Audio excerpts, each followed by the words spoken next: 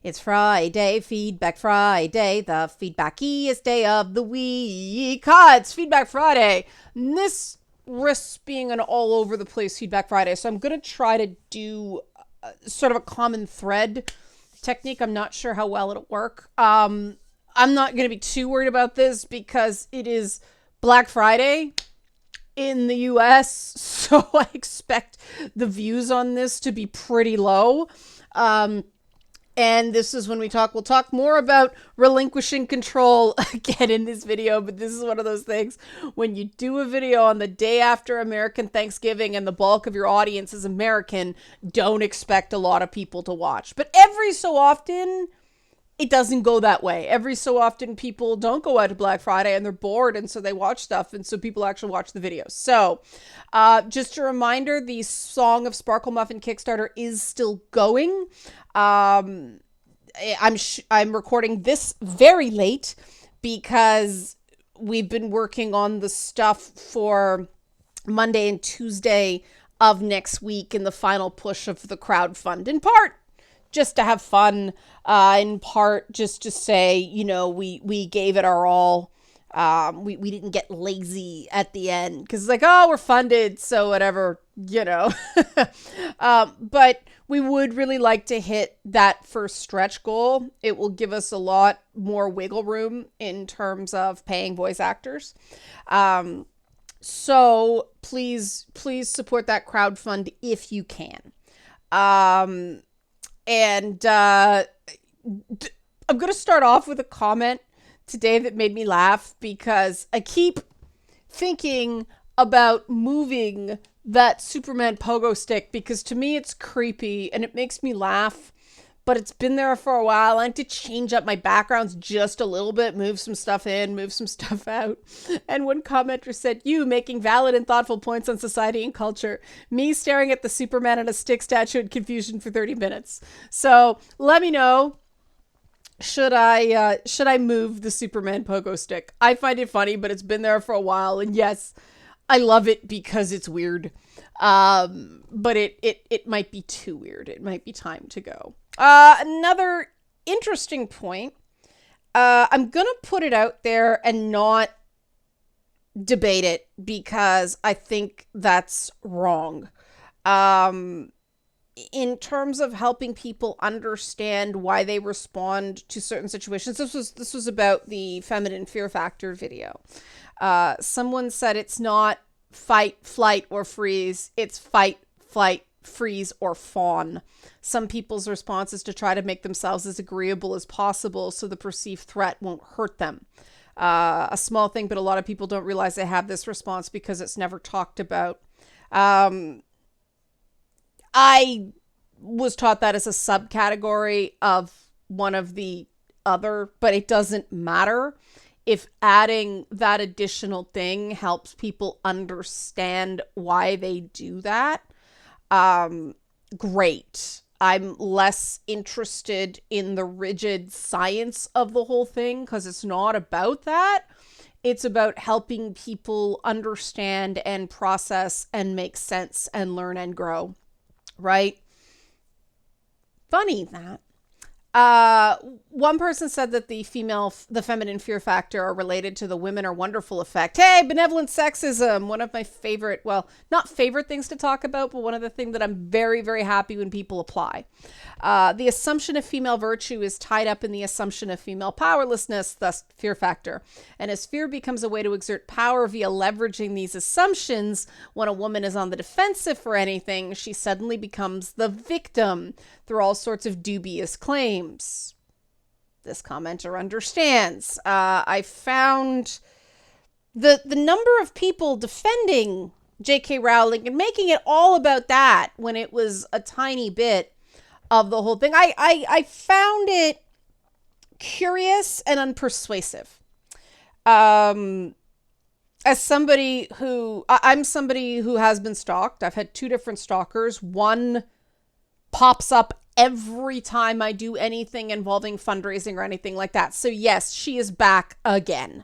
She actually went so far this time as to email the agent of someone who was kind enough to interview me to promote the game. That is a massive overstep, but there's nothing I can do about it.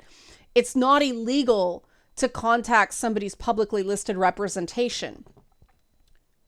Gee, one, relinquishing control. Two, if something is public knowledge, you can't go to the police when someone uses it.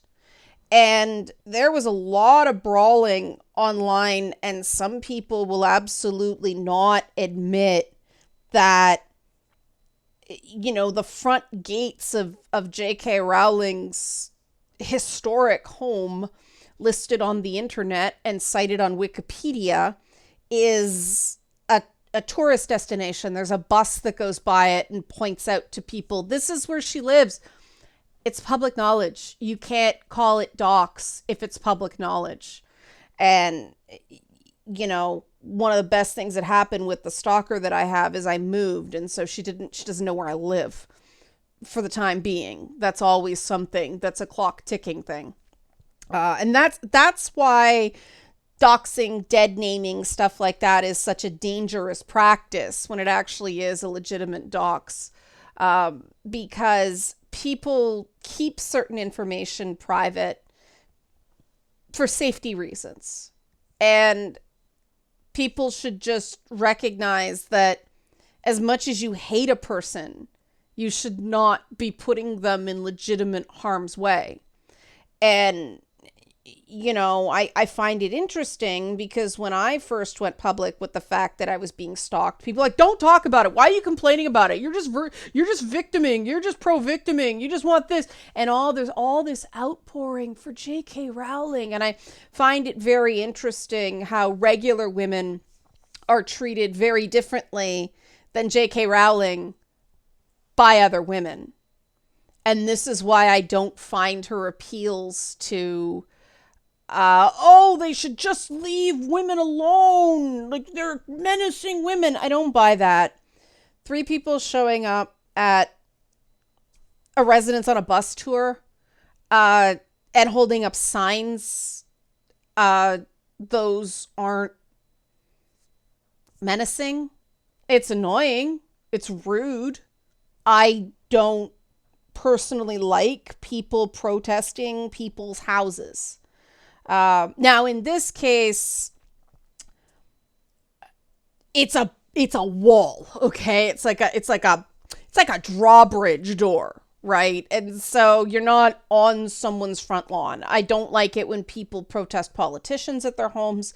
I don't like it when people, protest celebrities at their homes. Leave people's homes alone. Now, apparently in J.K. Rowling's case, it's also a business address for her. So that complicates things. And I mean, if she doesn't want people showing up at her home, get an office, right? She has the money. And this is the thing. She has the money to guarantee relative safety from drag queens who probably don't want to commit any violence about her. They just want her to grow up. And, only one was a drag queen in the picture. I don't know how anybody can claim fear with a drag queen and a couple of, they looked like, I don't know, they didn't identify the people, but they look like either non-binary people or trans men. But I could be misgendering somebody. The point is, these people with signs did not look menacing. They look like people who were using their freedom of speech rights in a way that I don't agree with in terms of taste, but I will not say for a second that they were menacing her or there's any reason to be anything more than annoyed by what they did when there is a giant wall and a drawbridge style door separating your house from the street. And when your house has been in the news because of an ongoing issue with trimming your privacy hedges that impacted traffic, and pictures of the intersection you live ended up in the newspapers, and apparently she didn't sue then. And when people are doing pilgrimages to the house, the exact same shot she flipped out over with these activists, but Harry Potter fans do it. No problem there. Apparently, I was sent multiple videos. It's the exact same shot with the name of the house. It's a named building. It's a heritage site. It has its own website. Okay? Like, we have to have some reason here and not be, oh, woman said she was afraid. We have to fall all over them ourselves. As somebody who has constant issues with personal security and a person with a history of violence who continues to stalk me, and I can go, look, as long as what she does is legal, it's annoying. I can't do anything about it. The agent was just like, well, that's weird. Me and the person who's kind enough to interview me had a bit of a laugh about it, and that was it. So I'm not talking as someone with no skin in the game here. And that's why I'm doing this video, because we can't lose our critical thinking whenever certain buttons are pushed. That ultimately holds women back. I don't understand why people who claim that I'm being very careful about how I phrase this, because I don't want to unintentionally invalidate a valid point while I'm talking about the stuff I disagree with, right?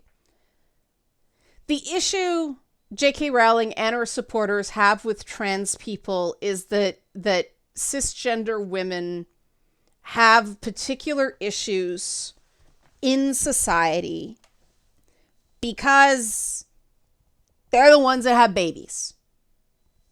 And the fact that they have babies puts them in numerous unfortunate, unfair, and in some cases,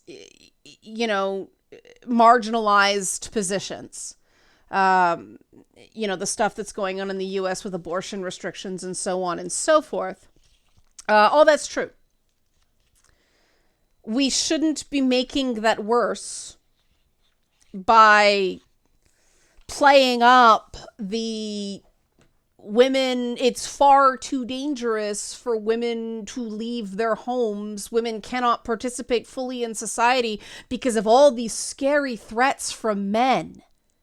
That was the excuse used by, back in the day, society to not have public washrooms initially for women, because the assumption was women didn't need it. They shouldn't stray so far from home for so long. Go back home where it's safe.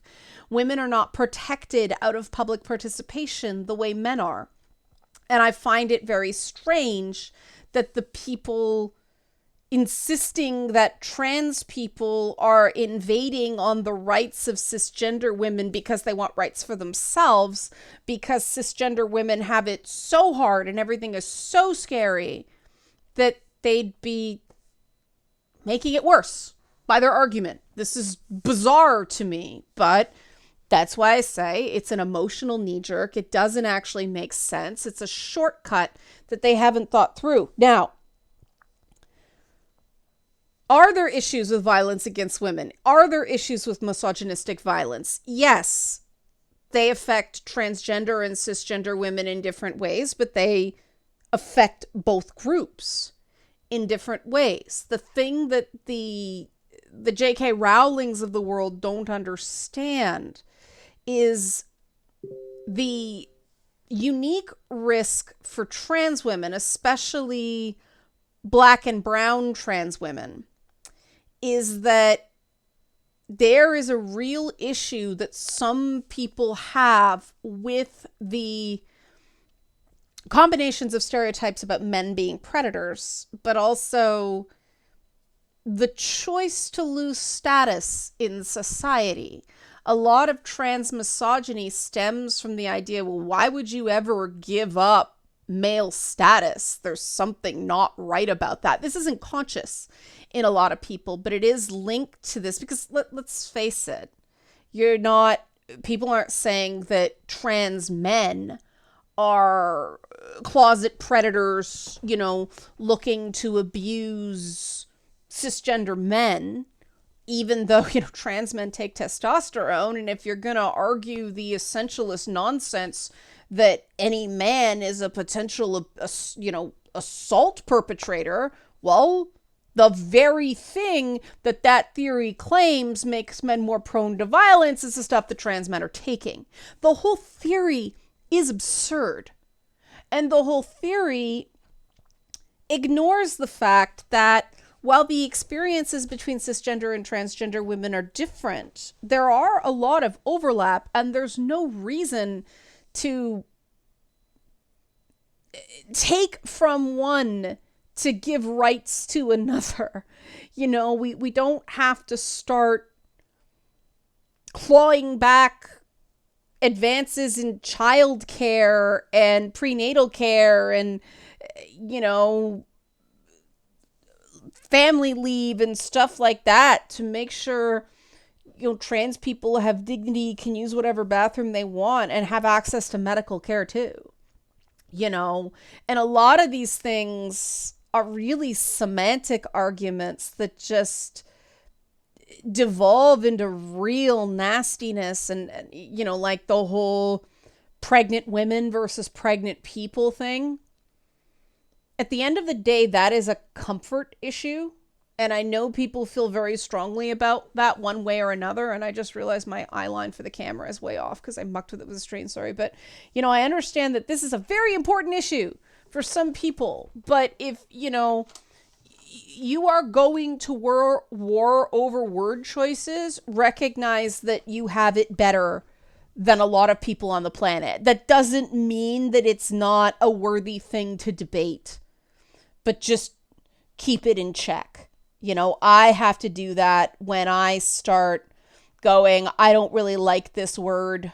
It came up the other day. I personally try not to use the word hysterical because the root of it is hysteria, or hyster, which is uterus. That's why it's a hysterectomy. And so the word hysterical is directly connected to women being emotionally out of control. And so it's just sort of a point of meditation. It's just a way to make myself better that I try to find other words when I'm going to say that one. Now, that doesn't mean I jump all over anybody that uses the word hysterical because, I joke that, hey, if women aren't funny, why is the word hysterical also mean when something's really funny? That's another way to use it, twisted. Nuance, context, these are all things. And in a lot of these fights, context is lost. And I saw a lot of people fighting that whole J.K. Rowling thing online using real blunt instruments and not really being there to exchange ideas. They were there to just beat on people. And my question is, if you're so afraid, if you think women are so under threat, why are you out there, it's that, as the commenter said, the freeze, flight, fawn, or fight response there, I guess, is fight again and again and again and again. And that may be very well it. But it is very hard to believe that these women are so terrified when they're out there. I mean, the difference in treatment between how I was received by these J.K. Rowling supporters and how a male friend of mine was received, who was saying pretty much the exact same thing. It really did seem like there was a big streak of misandry in the whole thing. And, whether people have reasons to hate men or not, it doesn't make for a persuasive argument. And that's just fact. Hatred does not make for a persuasive argument. It doesn't matter who you are, and it doesn't matter who you hate. If you're coming from a place of just blind rage, you're not going to be persuasive. People don't want to take their life advice from somebody who seems out of control angry, because people who are out of control angry come across as bullies. Don't shoot the messenger with that message. You know, I say these things not to try to win a fight. I say this stuff trying to make things better, right? Make the discourse better, the dialogue better. And the whole thing about the whole J.K. Rowling thing is it always just takes up all the fucking oxygen and doesn't go anywhere. You know, I mean, this is just one of these unstoppable forces meets the immovable object. They always cite the absolute biggest lunatic fringe, so-called activists in, you know, regarding trans issues, you know, and they make that fringe as if they speak for the average trans person, and that's just not so. You look at any movement, and there are lunatics in it. They are people who have been disavowed by most other people in that movement. Every single one. You know, you take the biggest asshole in any cause, including, you know, these TERFs. They look terrible. And, you know, I've had some private conversations with this week that people who sort of lean TERF or have friends that are TERFs or sort of have some TERFy sentiments, they're not like these lunatics that are looking for reasons to just attack men on Twitter. They just have some opinions that I don't agree with, and we had discussions, and to a person, they're like, all right, you explain this to me in a way that makes sense to me because I provided nuance and context and cited actual examples of things like, you know, why dead naming is perilous.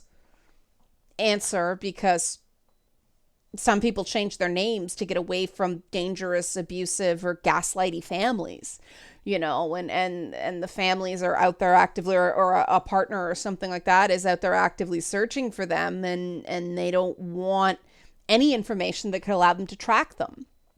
And you don't know what a person's situation is, which is why you don't dead name. Obviously, there are exceptions to that rule, right?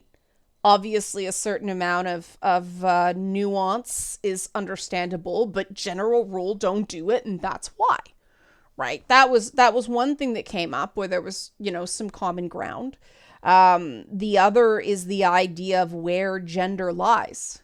And, you know, the problem with that whole issue is it's a fairly new thing, and science takes about, you know, 10 years to do meaningful studies and to compile and you know, replicate and make sure something can replicate. And so whatever your opinion is, you can find a study or a couple of studies to back it up. But I've talked to, you know, experts, like psychology experts who are not woke. This is part of the reason I listen to them, because there are other things, you know, they say, I'm like, whoa, that yikes. But, you know, there is growing evidence that gender identity is hardwired. It is in the brain. It doesn't necessarily match someone's body. And that was not what I was taught when I was in university. I was taught that gender is a social construct. And so you have your biological sex and then gender, and therefore gender identity, and therefore gender identity, you know. It's that whole Simone de Beauvoir, one is not born, but what one becomes a woman.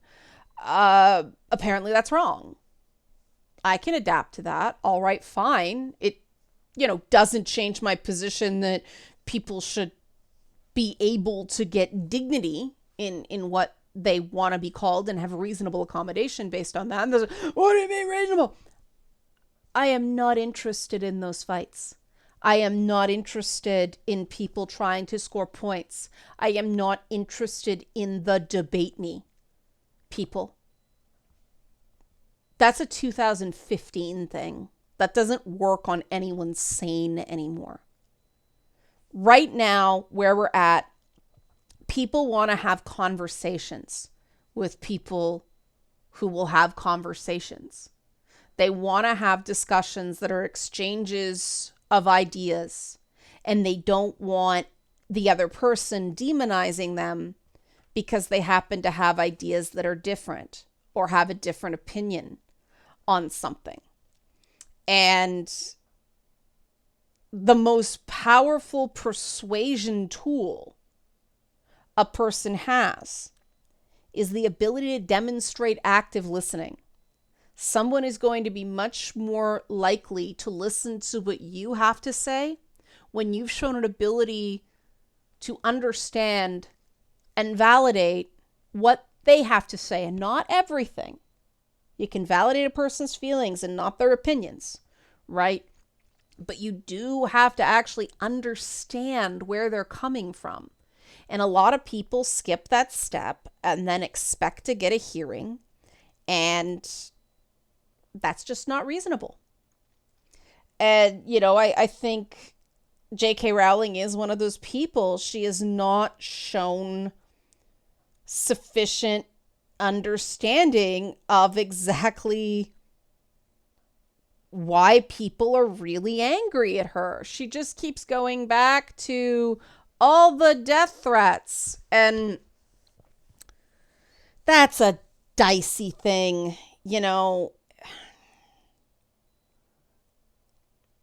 People shouldn't be doing that.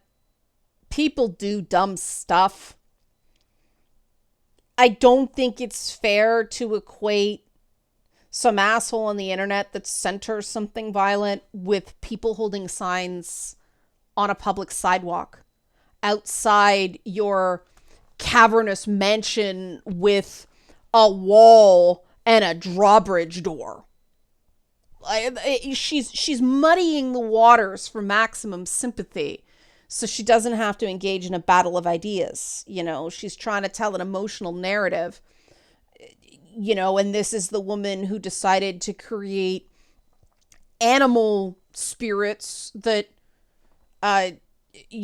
reflect a person's innermost nature, and some of those patroni aren't the same gender as the people they belong to. I mean, this is a woman who gave James Potter a stag, Lily Evans a doe as their patroni, and then Severus Snape a doe. And it's supposed to be because he loved Lily so much. Well, why wasn't it a stag like the other guy that loved her? What does that say when someone has this innermost, happy thought animal that isn't the same gender as the person who bears it? She wrote that. She did. She also created polyjuice potions. And she's railing against gender being anatomical, and she has nothing against trans people. She hopes they have right to dignity, but oh my god, this is scary! It doesn't wash, and you won't persuade me. So please, J.K. Rowling backers who, went after my comments this week, you weren't rude. I don't have any issue with what you said. You just didn't persuade me, so save your breath. Get a better argument. Be prepared to have a dialogue, and I think you'll get better results. Like the person who asked the question, why can't the femme fatale be the main character? This is going to go on long, this Feedback Friday. It's one of those. Again, I don't like getting tied up in terminologies. I was an English major, taught by a lot of comparative lit professors. And the way I was taught was the minute somebody whose sort of powers of seduction becomes the main character, that is a Byronic hero. A femme fatale is inherently a supporting character. You don't get in the head of a femme fatale. So that's why it's just a semantic thing. It's really not important. And what I think it does is shows how masculinized the terminologies in literature are. That, when you're taking these classes, when you're paying to do this stuff in university, professors won't let you call a femme fatale a main character. No, femme fatale. Stupid rules, right? Like, just too many damn rules. Too many damn rules. People fight over the rules instead of fighting over first principles. I don't like it. I don't like it. So, commenter, if you want to say you have a main character who's a femme fatale, great. I don't give a shit. My professors would take issue with you, but I don't. It's not that important. I get what you're saying. And on that note, I'm going to pivot to Wellness Wednesday and the whole thing about relinquishing control. And I will make this very brief because we're over the half-hour mark right now. But it was very, very validating that there were multiple comments saying, you made this make sense about specifically relinquishing control, but also, what to do when you've made a mistake. Numerous commenters says, you made this make sense in a way that it's never made sense to me before, in ways therapists couldn't explain to me. And this is the difference between being someone who's gone to school for these concepts and being someone who's had to go through this the hard way, bumble my own way through PTSD therapy, in part because of the frickin' stalker that won't go away.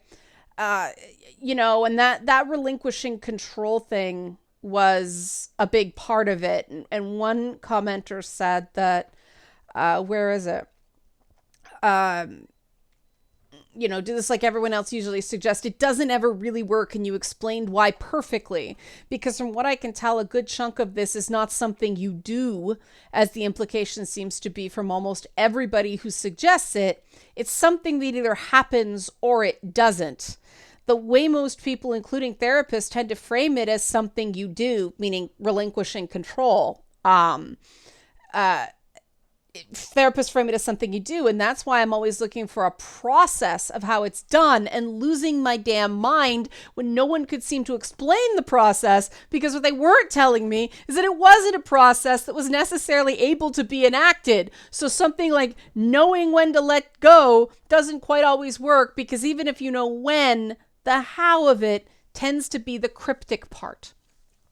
And yeah, everybody has their own process for relinquishing control. A lot of the things that work for other people do not work for me as a systemized thinker. And I think this commenter is a systemized thinker as well, and that's why they're looking for a process, right? Sometimes it's a mantra.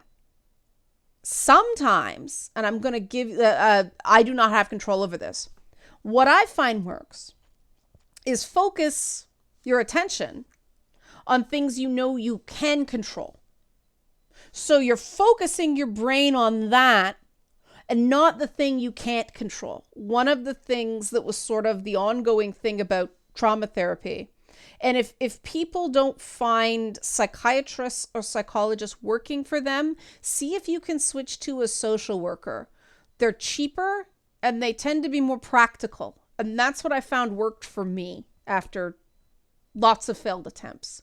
But if you're focusing on the things you can control and putting your energy towards that, you can control this, then you're not focusing on the stuff you can't control.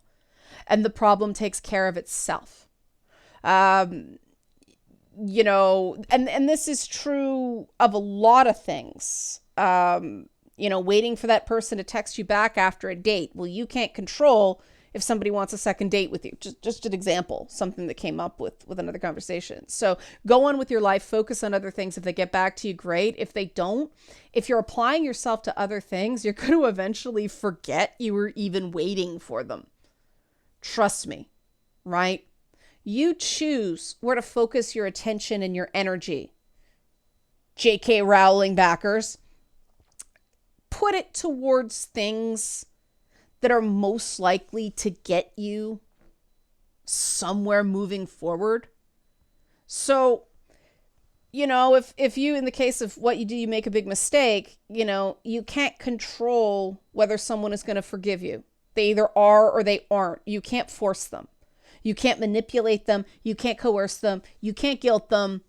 You apologize. You're accountable. You fix what you can. And you can't control what they do. So focus on, say, for instance, working on that skill that you needed to work on that caused the mistake in the first place, whether it's paying better attention, being more organized, taking better care of yourself, whatever. Focus on that and stop feeling like you can have some sort of mind control or coercive control over other people. You don't. You can't. And it's unhealthy to want it. Now, a lot of the time it comes from that what they call fawning, that commenter, freeze, fight, flight, or fawn. It comes from being abused when you were younger and having to placate the abuser. And so you get this belief in your head that the sky is going to fall if you're not, if you're not controlling all the people around you, if you're not giving them something. And that's something you have to rewire. Let me know if you want that talked about in future videos. Anyway, this has been way too long. Happy Thanksgiving, everyone. I will do Patreon at the end, but crowdfund. No, I'll do crowdfund. Song of Sparkle Muffin crowdfund. Please, if you haven't backed, please check it out. Description box. If you don't want the NPC, but you like this content, you want to kick $5, we appreciate that. No pressure. Just, if everybody who watches my content regularly kicked money into these, we'd have a lot more money to make a really cool game dealing with some of these things, some of these themes. But like I said, no pressure. Appreciate the support. Appreciate the positive comments. Appreciate you just watching. That alone is enough. What is it in Japanese? Sudesuka? I probably said that wrong. Anyway, have a great weekend. Happy Thanksgiving to the Americans. Happy Black Friday. See you Monday for the final 48 hours of this crowdfund. Thanks for watching.